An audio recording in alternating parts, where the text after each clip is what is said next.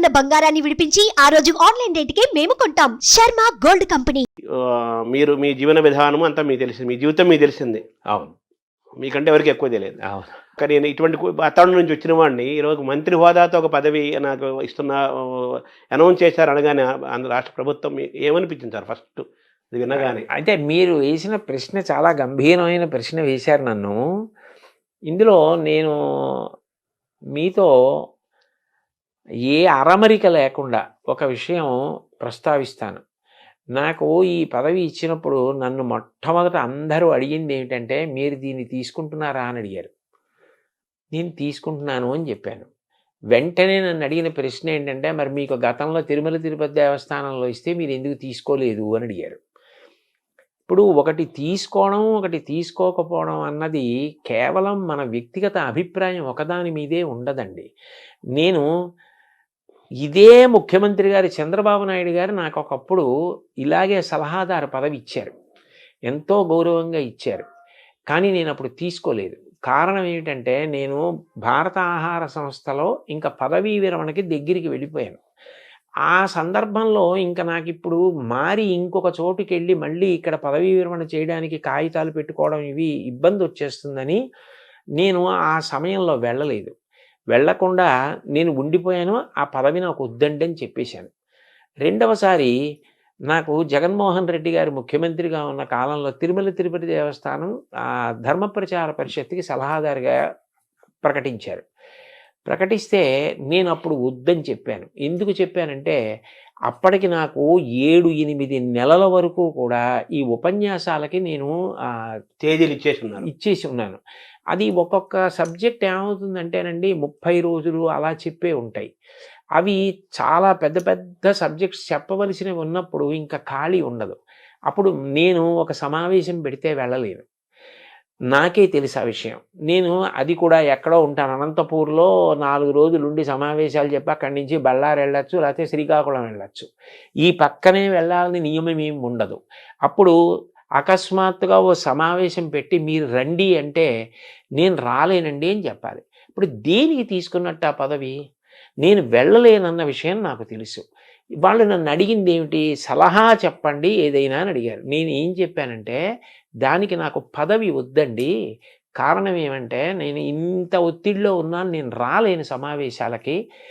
నా వలన నిజంగా మీకు ఏదైనా సలహా కావాలి అంటే పదవే అక్కర్లేదు, మీరు నాకు ఫోన్ చేసినా నేను చెప్పగలిగింది అయితే చెప్తానండి అని చెప్పా. అట్లాగే నేను చెప్పిన ప్రవచనాలు వెంకటేశ్వర భక్తి ఛానల్ వారు ఎన్నో సంవత్సరాలుగా వేస్తున్నారు. నేను ఎప్పుడు వాళ్ళు ఏది అడిగినా నేను చెప్పినవి వాళ్ళకి ఇచ్చా. నేను ఎవరి దగ్గర పైసా పుచ్చుకోను. అందుకని అప్పుడు ఆ పదవి తీసుకోలేదు. ఇప్పుడు పదవీ విరమణ చేసేసాను. ఇప్పుడు నాకు ఏదో కొన్ని ఉపన్యాసాలు నేను ఒప్పుకున్న ఉన్నాయి. కానీ నేను దీని గురించి ఒక స్పష్టత వచ్చి పిల్లలకి చెప్పడానికి నేను కాలాన్ని ప్రణాళిక చేసుకోవడానికి నాకు అవకాశం ఉన్నటువంటి సమయం. అందుకని ఇది అంగీకరించాను. కానీ యథార్థానికి నాకు ఈ స్థాయి కావాలి ఆ స్థాయి కావాలని నేను అడగలేదు. బహుశా ఏ ప్రేమ చేతనో లేకపోతే ఈయనకి ఇచ్చిన కర్తవ్య నిర్వహణలో ఇది ఆయనకి సానుకూలం అవుతుంది అన్న ప్రేమ చేతనో వారు అట్లా ప్రకటించారు. దాన్ని నేను కూడా అంతే సహృదయంతో స్వీకరించా. కానీ నా ప్రధానమైన ఉద్దేశ్యం మాత్రం ఒక్కటే, నేను పిల్లలకి ఉపయోగపడగలిగిన 4 మంచి మాటలు పిల్లలకి చెప్పగలిగిన నా వల్ల ఒక్క పిల్లవాడు తన మార్గాన్ని మార్చుకుని చెడు వైపుకు వెడుతున్న పిల్లవాడు ఇది చెడు వద్దు అని మారగలిగిన నేను ఈ దేశానికి గొప్ప సేవ చేసినట్లు భావిస్తా. ఎందుకనంటే మీరు ఆలోచించండి, ఒక్క పిల్లవాడు గాడి తప్పి ఒక తప్పు వైపుకు వెళ్ళిపోతే వాడు రేపొద్దున్న ఎంత పెద్ద నేరస్తుడవుతాడో, ఎంత ప్రమాదకరమైన వ్యక్తి అవుతాడో, వాడి వల్ల దేశానికే ఎంత అప్రతిష్ట వస్తుందో. నేను చెప్పిన మాటలు ఒక్క పిల్లాడినటువంటి మార్గం నుంచి తప్పించగలిగాయి అనుకోండి. మా అమ్మ 9 నెలలు కష్టపడి కని ప్రసవ వేదన పొంది నన్ను ప్రసవించినందుకు నా జన్మకి సార్థక్యం. ఒకటి మాత్రం నేను మనసు విప్పి త్రికరణ శుద్ధిగా చెప్తున్నాను శర్మగారు మీకు, నేను బ్రతికినంత కాలం బ్రతకను. ఎందుకనంటే 65 ఏళ్ళు వచ్చాయి. ఇంకో 65 ఏళ్ళు మాత్రం ఒక్కనాటికి బ్రతకను. నాకు ఎంతో ఓపిక ఉండే కాలం మహా అయితే ఇంకొక 6 ఏళ్ళు 7 ఏళ్ళు. ఆ తర్వాత శరీరం శిథిలం అవ్వడం అనేది సహజంగా ఉంటుంది. ఇంత ఓపిక కూడా ఉండదు. ఇంతకాలం నయా పైసా ఆశించకుండా ఆధ్యాత్మిక ప్రవచనాలు చేశా. నా కోరిక ఏమిటంటే ప్రవచనాలు మానేస్తానని కాదు, కానీ 10 మంది పిల్లలకి నేను ఉపయోగపడగలిగితే, తల్లిదండ్రులకి, కుటుంబాలకి, ప్రభుత్వాలకి, దేశానికి నేను ఇంతకన్నా ఏ సేవ చెయ్యాలి? నాకు భగవంతుడు వాక్కునిచ్చాడు. ఆ మంచి మాటలు నేను పిల్లలకి చెప్పి 10 మంది పిల్లల్ని బాగు చేయగలిగితే ఈ దేశంలో పుట్టినందుకు, ఈ దేశమాత రుణం తీర్చుకోలేను, కానీ ఆ తల్లి వీడు నా కడుపున ఈ దేశంలో పుట్టినందుకు వీడు త్రికరణ శుద్ధిగా భవిష్యత్ తరాల కోసం తాపత్రయపడ్డాడని భరతమాత సంతోషిస్తే నాకు చాలు. అదే 10,000. అదే 10,000. దాని కొరకు అంగీకరించాను కానండి. నిజానికి ఇతర విషయాలు వాళ్ళు ప్రేమతోటి, గౌరవంతో ఇది బహుశా ఈయనకి ఉపయోగపడుతుందని కల్పించిన స్థానం అని నేను అనుకుంటున్నాను. దానివల్ల మీకు సహజంగా తీసుకున్నారు. నేను ఎవరిని ఇది ఇవ్వండి అని ఎప్పుడు అడగలేదండి.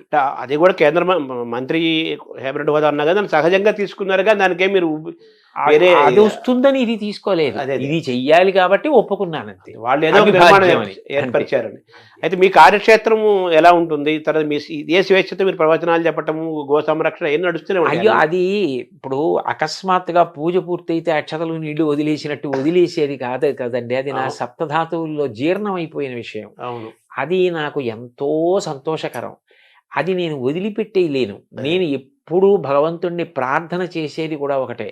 నేను ఒక ప్రవచనం చేసేటప్పుడు నా దృష్టి అన్య విషయాల వైపుకి వెళ్ళదు. ఎప్పుడైనా పూజ చేసేటప్పుడు వెళ్ళొచ్చేమో, జపం చేసుకునేటప్పుడు వెళ్ళొచ్చేమో, ప్రవచనం చేసేటప్పుడు కుదరదు. ప్రవచనం చేసేటప్పుడు దాని మీదే ఉంటుంది దృష్టి. అంటే ప్రవచనం చేసేటప్పుడు నేను వెళ్ళిపోగలిగితే భగవంతుని వైపే దృష్టి పెట్టి వెళ్ళిపోతానని నాకు ఒక పెద్ద ఆశ. అలాంటిది నేను ప్రవచనాలు వదిలేస్తానని ఎలా అనుకుంటాం? వదలలేను.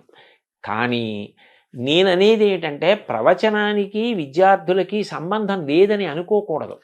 నేను మొన్న విశాఖపట్నంలో ప్రవచనానికి వెళుతుంటే బోలెంతమంది పిల్లలు ఉన్నారు. నేను ఎందుకో వచ్చారు లా ఉందనుకుని సభలోకి వెళ్ళిపోయారు. 2వ రోజు కూడా సభలోకి వెళుతుంటే పిల్లలు అందరూ ఉన్నారు. నేను అందులో ఒక అమ్మాయిని పిలిచి అడిగా, అమ్మాయి ఏమి నువ్వు వచ్చావు అని అడిగాను.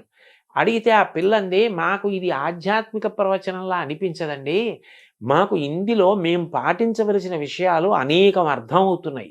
రాటు పోటు తట్టుకుని నిలబడ్డం అంటే ఏమిటన్నది మేము రాముడి గురించి మీరు చెప్తున్నప్పుడు వింటున్నాం. ఏ వయసు అమ్మాయి సార్? ఆ అమ్మాయి ఆ పక్కనే గాయత్రి ఇంజనీరింగ్ కాలేజ్ అని అందులో చదువుకుంటున్నటువంటి పిల్ల. అంటే ప్రవచనంలోనే అంతర్భాగంగా వాళ్ళు ఏరుకోగలుగుతున్నారు. ఎవరికి కావలసింది వాళ్ళు ఏరుకుంటున్నారు. అప్పుడు ప్రవచనం మాత్రం పిల్లలకి పనికొచ్చేది కాదని ఎలా అనగలరు? దానికి ప్రవచనం అవుతుంది అంతే కదా కదా. అందుకని చెప్పి అది నడుస్తుంది, ఇది నడుస్తుంది. కానీ కేవలం పిల్లల కోసమని ప్రభుత్వ పరంగా నాకున్న ప్రయోజనం ఏమిటంటేనండి, ప్రభుత్వానికి ఒక శక్తి ఉంటుంది. పిల్లలందరినీ కూర్చోపెట్టగలదు, ఉపాధ్యాయుల్ని కూర్చోపెట్టగలదు, తల్లిదండ్రుల్ని కూర్చోపెట్టగలదు. ఎక్కడైనా సమన్వయంలో మనం ఈ మార్పు చేద్దాం, ఇది బాగుంటుంది అనిపించింది అనుకోండి, చెయ్యగలదు.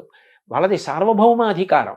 అప్పుడు నేను ఈ దేనికోసం ప్రయత్నిస్తున్నానో అది సాధించడం తేలిక. అంటే మనం అనుకున్న విద్యా నిర్మాణం పని చేయగలుగుతాం. వాళ్ళ చేతిలో వ్యవస్థలు ఉంటాయి. తర్వాత వాళ్ళు జీవో తీసుకొచ్చి పాలసీస్ తీసుకొచ్చేసి అన్ని విద్యా విధానం అన్ని మార్పులు చేర్పులు చేయగలుగుతారు. ఇలాంటి వాతావరణం ఉంటే మంచి విద్యార్థులు తయారవుతారు, మంచి యువత తయారవుతారు అని చెప్తే మీరు చేయడానికి వాళ్ళకి గవర్నమెంట్ కాబట్టి అది అవకాశం ఉంటుంది. అందుకని నేను ఆ పదవిని స్వీకరించడానికి కారణం అండి. మీ కార్యక్షేత్రం ఎక్కడ ఉంటుంది? నేను ఎక్కడ ఉంటే అదే కార్యక్షేత్రం. అంతే, ఈ స్వేచ్ఛ మీదే. అంటే ఎందుకనంటే నేను ఎప్పుడు ఎక్కడ మాట్లాడుతున్నా ఇది మాత్రం మరింత బాగా గుర్తు పెట్టుకుని ఉంటాను. ఎందుకంటే సభలో 10 మంది పిల్లలున్నా పిల్లలకి పనికొచ్చే మాట కూడా కలపడానికి ప్రయత్నం చేస్తూనే ఉంటాను. అప్పుడు నేను ఎప్పుడు ఎక్కడ ఏది మాట్లాడుతున్నా నాది కార్యక్షేత్రంగానే మాట్లాడుతూ ఉంటాను. సో మీలో ఉన్న ఆనందాన్ని గమనిస్తుంటే ఏదో స్కూల్ కొత్త పుస్తకాలు గురించి పిల్లవాడు ఎంత ఆనందపడతాడో అలాగా మీరు నాకు చాలా ఇష్టమైన పనికి మీకు బాగా దగ్గర అవుతున్నాననే ఒక ఆనందం మీరు నాకు అనిపిస్తుంది. చాలా సంతోషం శర్మ గారు. మీతో నేను మనసు విప్పి ఈ సందర్భంలో ఒక విషయం చెప్తా. సాధారణంగా ప్రవచనాలకు పిలిచేవాళ్ళు ఏదో రామాయణం చెప్పండి, భారతం చెప్పండి, భాగవతం చెప్తానంటారు. నేను అంత సంతోషంగా చెప్తా. కానీ పిల్లలకి చెప్పడానికి అన్న కోరిక తీరాలని నేను పదవీ విరమణ చేసేసిన తర్వాత ధర్మవర్ధిని అని ఒక సంస్థని పెట్టి నేను ₹1,00,000 ఇచ్చాను ఆ సంస్థకి. ఇచ్చి ఆ సంస్థ పని ఏమిటంటే పిల్లల్ని ఉద్దేశించి మాట్లాడడం. దానికోసం ఒక పుస్తకం కూడా తయారు చేసి శ్రీకాకుళంలో డాక్టర్ హర్షవల్లి గారని నాకు సోదరీ సమానురాలు, ఆవిడ దగ్గర ఆ పుస్తకాన్ని ఆవిష్కరించి పిల్లలకు ఉచితంగా ఇచ్చి వాళ్ళకి ఆ శిక్షణా తరగతులు నడిపాం. అంటే ఇవాళ ఇందులోకి వెడుతున్నాననే కాదు, పదవీ విరమణ 2018లో చేసినప్పటి నుంచి నాకు ఈ ఆధ్యాత్మిక ప్రవచనంతో పాటు పిల్లలకి ఏదో చెయ్యాలి, పిల్లలకి మంచి చెప్పాలని ఏదో తాపత్రయం అండి. అందుకని ఇప్పుడు అది నాకు మరింత తేలిక కదూ, అందుకని సంతోషంగా అంగీకరించాను. సంతోషం దిగునీకృతమైంది. ఆ సంతోషం మీకు కనపడడం నాకు మరీ నాకు కనిపించింది. చాలా పిల్లగాడికి కొత్త పుస్తకాలు కొంటే ఆ వాసన పుస్తకాలు ఇష్టం. అలాగే మీరు పిల్లలకి ఇంకా దగ్గర అవుతున్నాం. అవునండి, హాయిగా మనం స్వేచ్ఛగా చేస్తున్నాం. అవును. ఆధ్యాత్మిక ప్రవచనాలు ఎలాగో ఉంటాయి. మన మనసులో గోరక్షణ, పిల్లల్ని తయారు చేయడం మీకు బాగా ఇష్టమైన అంశాలు ఈ రెండు. అవునండి, ఈ రెండు సాగుతాయి. అవును. మిమ్మల్ని సద్వినియోగం చేయాల్సిన అవసరం అందరికీ ఉంది. మిమ్మల్ని ఎంత సద్వినియోగం చేసుకుంటే అంత మంచిది. అంతే అంతే కదా. నమస్కారం సార్. చాలా సంతోషం శర్మ గారు.